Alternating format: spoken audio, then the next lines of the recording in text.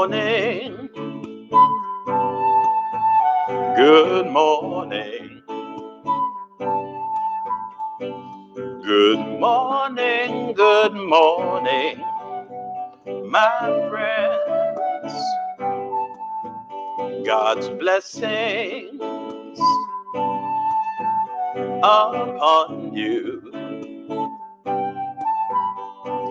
Let's praise the Lord together, my friends. We have all awakened in God's shelter. Now we've come to praise His name together. Good morning. Good morning. Good morning. Good morning. Good morning. Good morning, Good my morning, friends. my friends. Sing Hosanna. Hosanna. Hallelujah. Hallelujah. Allow upon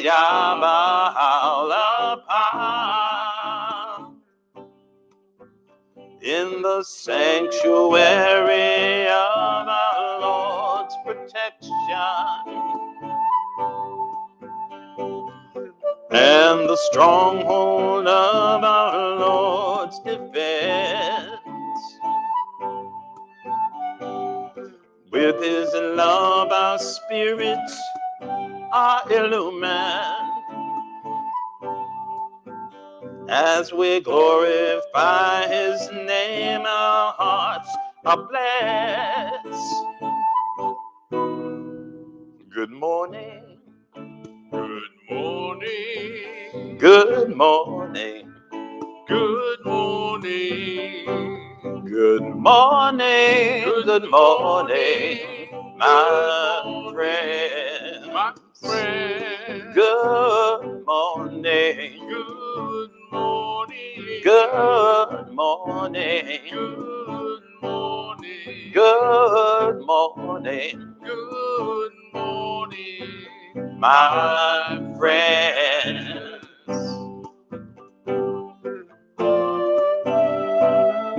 Good morning. Good morning. Good morning.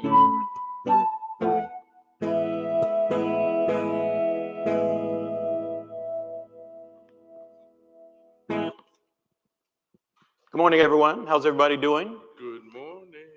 Hello, everyone in Facebook land, whether you're here and when we're actually doing this program. I don't know that I see anyone in the room. The camera's pretty far away and my eyes are pretty bad. But hopefully, whether you're seeing this in the time we're doing it or later, hopefully you get somehow, you get to find some value in our program. We appreciate you joining us. Hello, everyone in Zoom. We see we've got Andy with us this morning, who's already been helping us out with sound. I can't see the other names. I bet Yuda's in there. Is Yuda in there? Yuda's here. Anyone else? I don't know. Hello, Paul. Hi. Oh, that's right. Hey. Oh, hey, how's it going? How's it going? How's it going? We're glad you're here, Terry. Okay. Terry's one of our, if we were giving out badges for attendance, these three would get badges. Right. Just say you got a badge for attendance. And here in the room with us, we have Mike, who's fresh back from, I don't want to put your business out in the street. Let's just say your travels. Mike has been a wayfarer for and we have someone with us today for the first time. Ingrid, how are you today? You're doing well? Wonderful. We're so happy you could join us. We are. How are you, Tony? I was just going to ask you the same question. I'm doing fine. I'm doing well. Yeah, I'm good. How about yourself? I'm good. You good? Well, You good? yes. After all of your stuff, we won't put out your business in the street, but it's good you're here because I was going to. It was a rather challenging week. Yes. But Darryl is here and he's healthy. He had a couple of health issues that are now figured out, and he's looking good. Thank you, sir. Yeah. I don't want you to get a big head about it now, but you're looking Too good. late. Yeah. And how you doing, Jeremiah? Jeremiah's giving us the thumbs up. That's good. All right. Okay, so you want to go ahead and We'll start with share a a prayer prayer with here. us? Yes. I have risen this morning by thy grace, O my God, and left my home trusting wholly in thee, and committing myself to thy care. Send down then upon me out of the heaven of thy mercy a blessing from thy side, and enable me to return home in safety, even as thou didst enable me to set out under thy protection, with my thoughts fixed steadfastly upon thee. There is none other God but thee, the one, the incomparable, the all-knowing, the all-wise. This is a prayer by Baha'u'llah. Thank you, Daryl. You know, I know this could probably wait until we get to our little announcements and so forth at the end, but I want to make sure we don't forget. We will not be here next week, folks, because next week is what is called Baha'i Summer School. Right. Yeah, and it's usually held around the week of the 4th of July. And so we will not be here because in the state of Florida, at least, that people come from all around the state. And so even some people from out of the state come to the summer school, and it's Baha'is and friends of the faith, or people who are just seekers and wondering more, want to learn more about the faith. We all get together once a year, and we have some wonderful programs and wonderful speakers and so forth. And so we'll be doing that next weekend. That includes next weekend at least. So we will not be here, but we will be here, God willing, the week after that. We'll continue because we definitely won't be finishing today. We're starting a new valley today, aren't we, Daryl? Yes. And I think it's important we point out that for anyone who is new to what we do, we read books. Okay, we read books. And what we do is we start, and it is based on writings of the Baha'i faith. Sometimes it's the actual writings from Baha'u'llah, Abdul-Baha, Shoghi Effendi. But we also read books of other authors that share their knowledge in regards to the writings. Right now, we are reading The Seven Valleys and the Four Valleys by Baha'u'llah, and I'm bringing in some self-study notes, some study notes from an accompanying book by Sohrab Karouche, self-study notes for the Seven Valleys of Baha'u'llah, who gives us a lot of insight there. But yeah, we are studying the Seven Valleys, and I have an impulse I'm not going to go with, and that is to do what is it? Not a revamp, but a review of all the valleys we've gone through. We'll just talk about the valley we're about to go into, Okay. which is the last of these seven valleys, the valley of true poverty. And there's true poverty, and I can't remember the rest of the phrase. Absolute nothingness. There we go. Yes, and just to kind of give a brief little statement on that. One source here says this isn't about being poor in the material sense. So if you think that you have to give away all your stuff, don't. But this isn't about being poor in the material sense. It's about letting go of your ego, your attachments, and everything that's holding you back. It's about surrendering to something greater than yourself and realizing that in the end, we are all just a small part of the divine. And with that being said, Daryl, please begin. I will go back just a little bit to the paragraph before. Mm-hmm. The pen groaneth, and the ink sheddeth tears, and the river of the heart moveth in waves of blood. Nothing can befall us but what God hath destined for us. Peace be upon him who followeth the right path.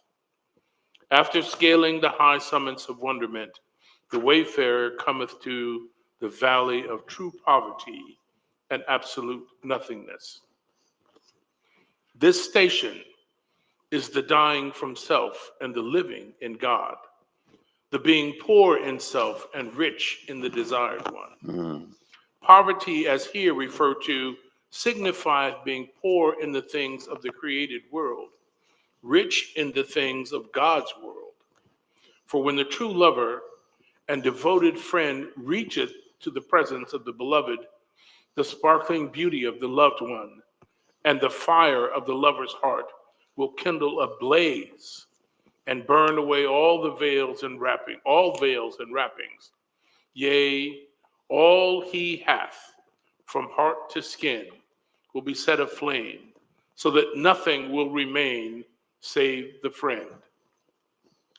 When the qualities of the ancient days stood revealed, Then the qualities of earthly things did Moses burn away. And that's the first place I'm going to stop you there, Daryl. Looking in this, again, this self-study accompanying book, we find that it's Nevada. Hello, Nevada. That's not in the book, but Nevada just arrived. Good morning, Nevada. But what we find is that these statements by Baha'u'llah actually have a little more nuance to them. And the nuance, I think, is pretty important. And so I'm going to read from this other book. It says, this station is the dying from self and the living in God. And what this author says is the word dying here is a translation of the Arabic and Persian word. I don't know if I'm saying it right, fana, F-A-N-A. It may be fana, it may be fana, which means destruction, annihilation, or non-existence. The word living here is a translation of the Arabic and Persian word baqa, B-A-Q-A, maybe I'm saying it incorrectly, which means eternity and perpetual existence. So and he goes on to say, while the literal meaning of fana is the opposite to baqa, its mystical meaning is actually complementary to baqa. It's mystical, in mystical terminology, fana connotes surrender of the self and annihilation of the servant's will, that would be us, in the lordship of God. It signifies the destruction of all unfavorable attributes and characteristics. In mystical terminology, baqa or baka connotes eternal existence in God. It signifies the establishment of all favorable attributes and characteristics. Thus, fana, which is the destruction of unfavorable attributes and characteristics, is a prerequisite to baka, which is progress of the wayfarer towards favorable attributes and characteristics. It kind of speaks to that. This is a journey. This is not just something that happens in the twinkling of an eye. Fana is the apex of the progress of the wayfarer in the degrees and stations of spiritual advancement. So when we talk about, again, dying to self and living in God, again, it is a process. It's a process. So each one is the antithesis of the other. Yeah, and in fact, he did say that one is, he used the word antonymous, which is, okay, one is the antonym of the other. But then he goes on to say it's actually complementary, like they share not total opposites, but in this process, they complement one another. Okay. Mm-hmm. He who hath attained this station is sanctified from all that pertaineth to the world. Wherefore, if those who have come to the sea of his presence are found to possess none of the limited things of this perishable world, whether it be outer wealth or personal opinions, it mattereth not. For whatever the creatures have is limited by their own limits, and whatever the true one hath is sanctified therefrom. This utterance must be deeply pondered, that its purport may be clear. Verily, the righteous shall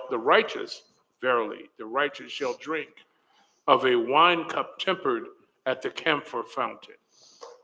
If the interpretation of camphor become known, the true intention will be evident. This state is that poverty of which it is said, poverty is my glory.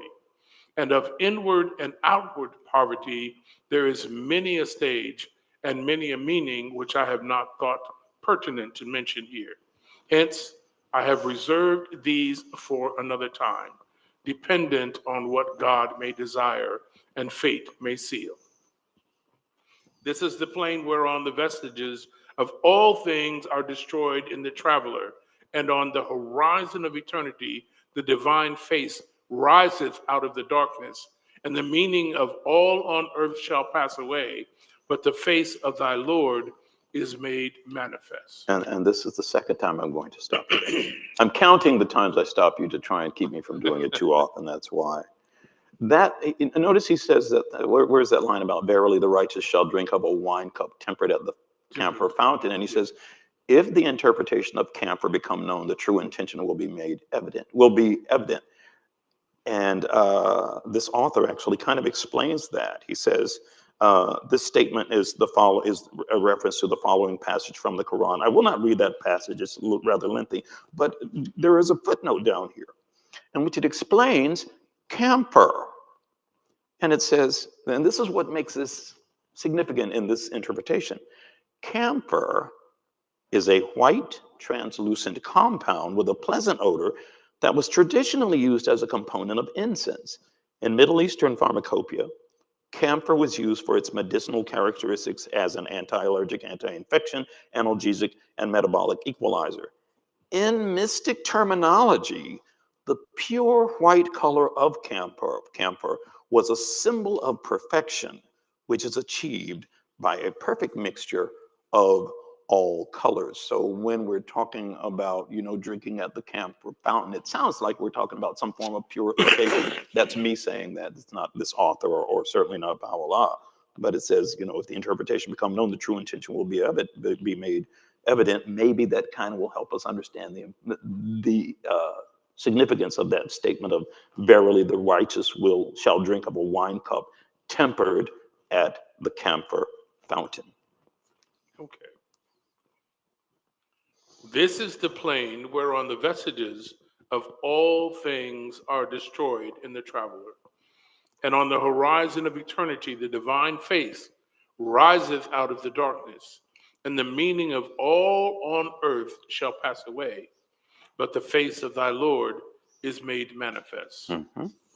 Oh, my friend, listen with heart and soul to the songs of the Spirit, and treasure them as thine own eyes. For the heavenly wisdoms, like the clouds of spring, will not rain down on the earth of men's parts forever. And though the grace of the old bounty is one, is never stilled and never ceasing, yet to each time and era a portion is allotted, and a bounty set apart, this in a given measure. And no one thing is there, but with us are its storehouses. And we send it not down, but in settled measure. The cloud of the loved one's mercy reigneth only on the garden of the Spirit, and bestoweth this bounty only in the season of spring. The other seasons have no share in this greatest grace, and the barren lands no portion of this favor. Third stop. This is pretty important, Daryl. Okay. And again, I try to resist the impulse, but it's just that, again, there's more explanation here. And it really, again, speaks to the significance of these things that, while stated clearly in their own way, there's still there's a deeper meaning here that maybe we'll understand. And here this author says, it seems that here Baha'u'llah explains the same concept that in this valley, the wayfarer comes to the realization that nothing and no one can be compared to the manifestation of God. And in this arena, at his level, no created thing can claim existence.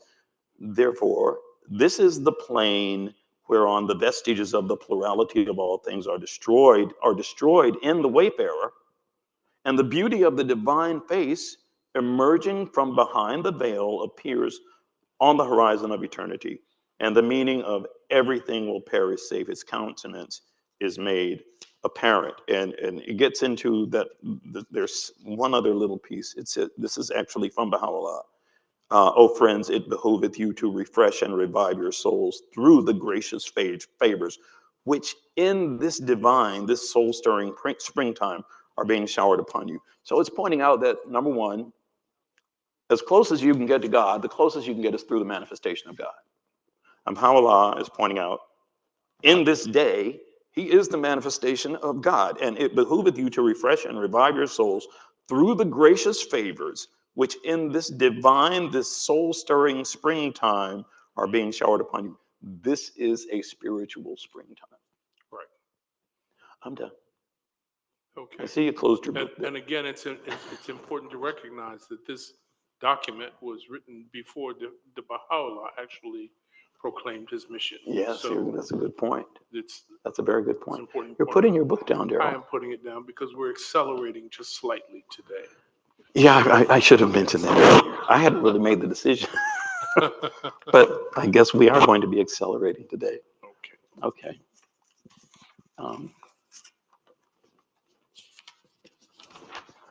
In other words, we're going to stop and have a quick little song here. Yes.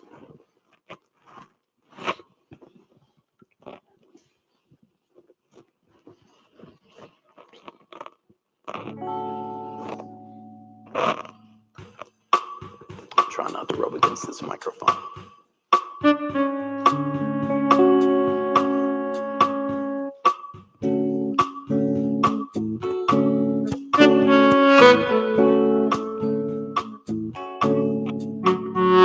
Oh God, make me a hollow reed from which the pith of self hath been blown, so that I may be a clean channel through which thy love to others may flow. Oh God, make me a hollow reed. Oh God, make me a hollow reed.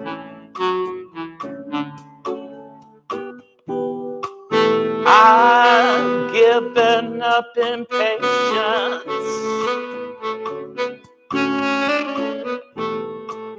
I've given up discontent.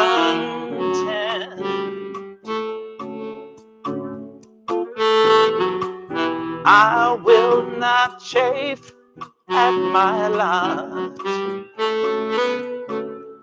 Oh God, make me a hollow reed. Oh God, I am wholly thine. You are my teacher, my physician, and my guide. In your army, I'm a soldier. Oh God, make me a hollow reed.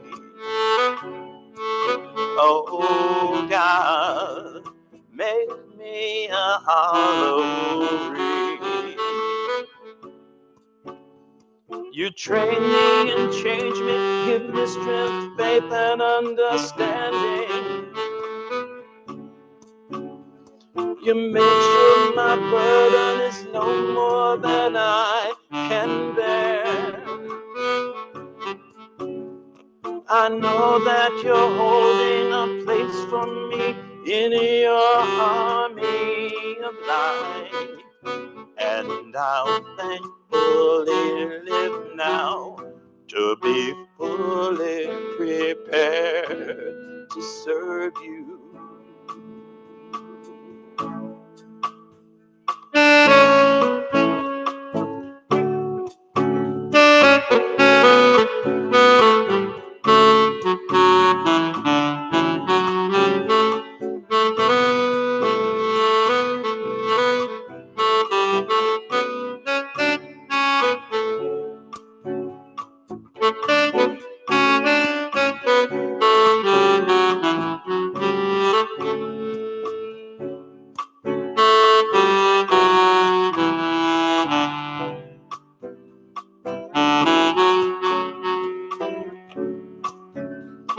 Oh God, make me a hollow reed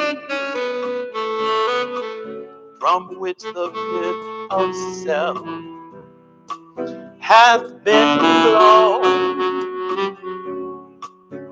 so that I may be a clean channel through which thy love to others may flow. Oh God, make me a hollow reed. Oh God, make me a hollow reed. Oh God,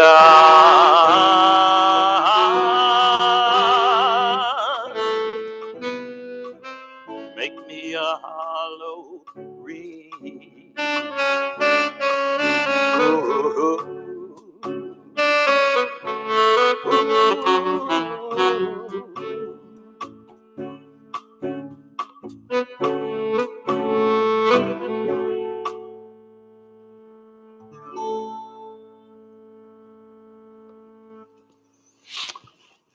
Nice job on that, Daryl.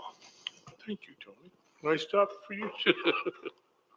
How nice of you to say that. That song, I know someone who will be able to help me out on this, and if someone in the Zoom knows, that song is based on a prayer I've been told by Abdul-Baha. But I've had others tell me, no, it's not based on a prayer by Abdul-Baha, it's based on a poem by Rumi. If someone knows, please let me know, because I like to give credit where credit is due. And I've asked several different people. I get different, most of the time I get, I don't know.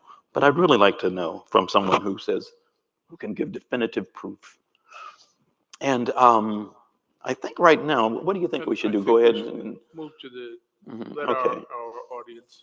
So we're going to go ahead and stop there with the reading. And at this time, as always, anyone who would like to share a prayer or a reading of your choosing or a song, this is that time. And I know that we have Andy with us today. So Andy, do you have anything to share with us today? Yes, I do. But before I do that, to address your last point,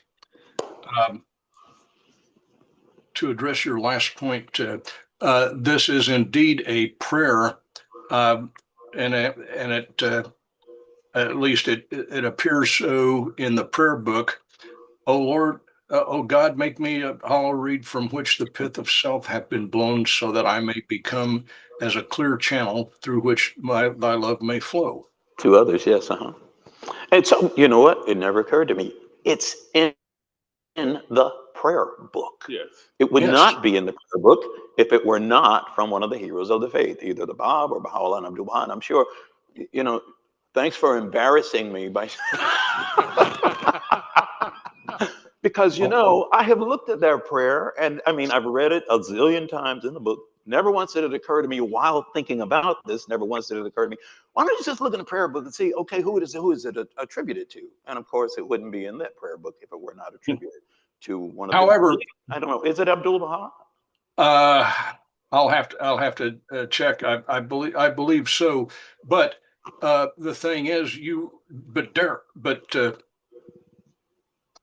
but Tony, you were not mistaken, because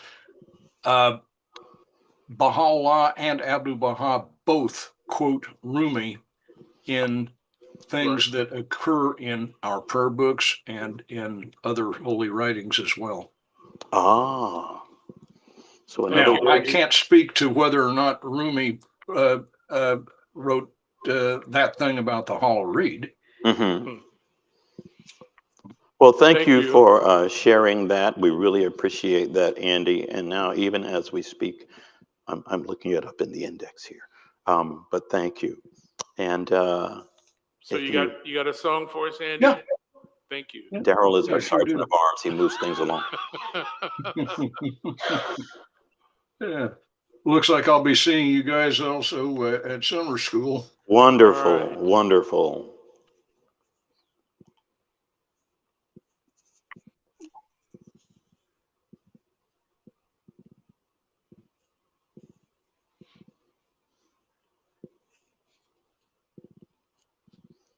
We can't hear you, Andy, if you're playing. Oh, just a second.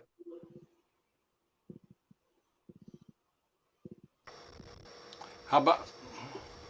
Now we can hear you, yes. Okay.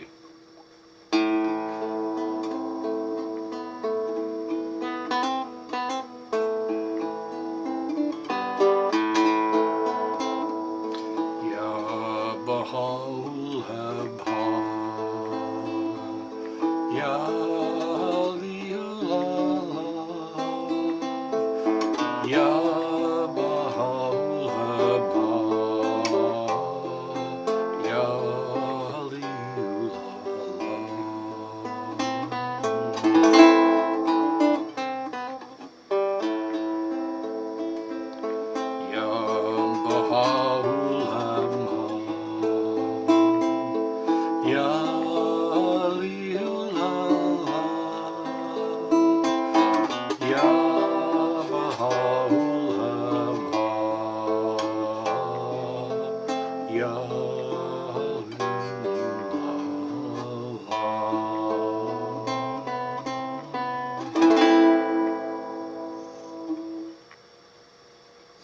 Thank you so much, Thank you, Andy. Thank You're you. It was beautiful.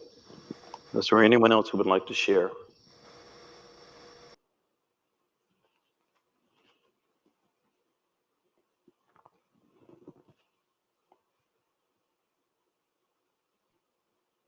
Okay. Well, then, it's at this point that we always like to point out that this is not just a couple of guys who decided to do a devotion. This is actually a joint effort by people from various communities here in, of course, in the local area. And yeah, so, and anyone, first of all, we actually try and send this out three ways. We send it out through Zoom. If you would like to attend our program in Zoom, all you have to do is go to clearwaterbahides.org, and there's a little sign up thing there, and there are devotions and programs there on that page. But I always try and send it out through Facebook. It's my own personal Facebook page, but yeah, send it out through Facebook. And if you happen to be local, you can come right here and join us physically right here in this room. So, and yeah, there are some technical things that kind of stymie us occasionally, but most of the time it goes pretty smoothly. Um, yeah, anything you'd like to say, Daryl? Like to say what I always like to say. If you Wait a minute. happen to be one of those people in the world who Wait are a minute. loved, Wait a minute. Wait a minute. then Wait you a are minute. truly, truly blessed. Okay, go ahead. Please continue. If you happen to be one of those people in the world who are loved, you're truly blessed. The one thing that you can do to improve conditions in the world more than anything else, and I guarantee you it won't cost you a thing, is to share that love. So please share the love. And Also, if you'd like to know more about the Baha'i Faith, there are some definitive websites that you can go to and check out. And those websites are www.baha'i.us, Mhm. www.baha'i.org, www.bahaiteachings.org, or www.clearwaterbaha'is.org. And if Nina were here, So- she'd once again say, nobody can see that, but I'm going to hold it up anyway. I feel it's for those people with 20/20 vision, they can see it. It's okay. Yes, yes. So I'd like to thank all of you for joining us on this day. Mhm. Like Tony mentioned earlier, we won't be here next week because of Baha'i Summer School, but the one thing you can do between now and then, you will not regret it. Just share the love, folks. Thank you again for joining us. Allahu Akbar. Allow up.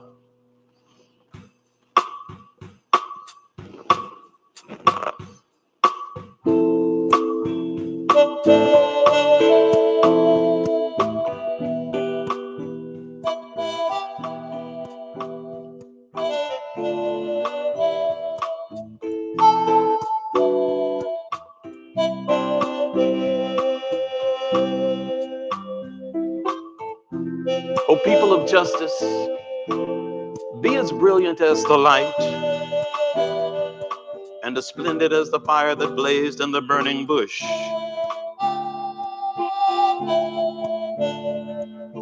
The brightness of the fire of your love will no doubt fuse and unify the contending peoples of the earth, whilst the fierceness of the flame of enmity and hatred cannot but result in strife and ruin.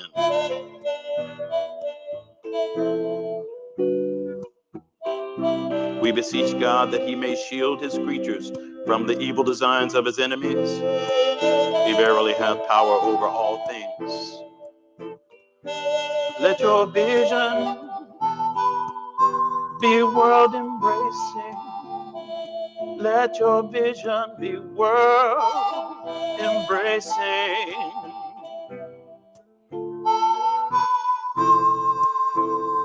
Let your vision be world embracing. Oh, give us a little solo this time, Daryl.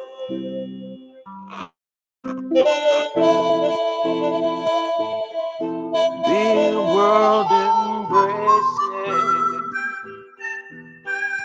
Let your vision be world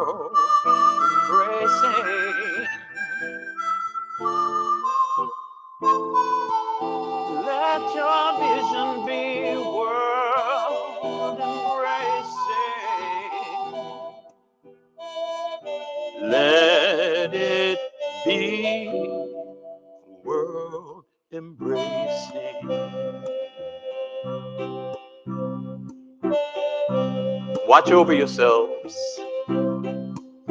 for the evil one is lying in wait, ready to entrap you. Gird yourselves against his wicked devices, and led by the light of the name of the all-seeing God, make your escape from the darkness that surrounded you. Let your vision be world-embracing, rather than confined to your own self. These are the words of Baha'u'llah. Be world embracing. Let your vision be world embracing.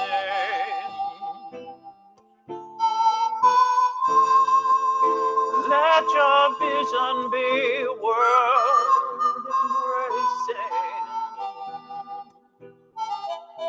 Let it be. Let it be. Let it be world embracing.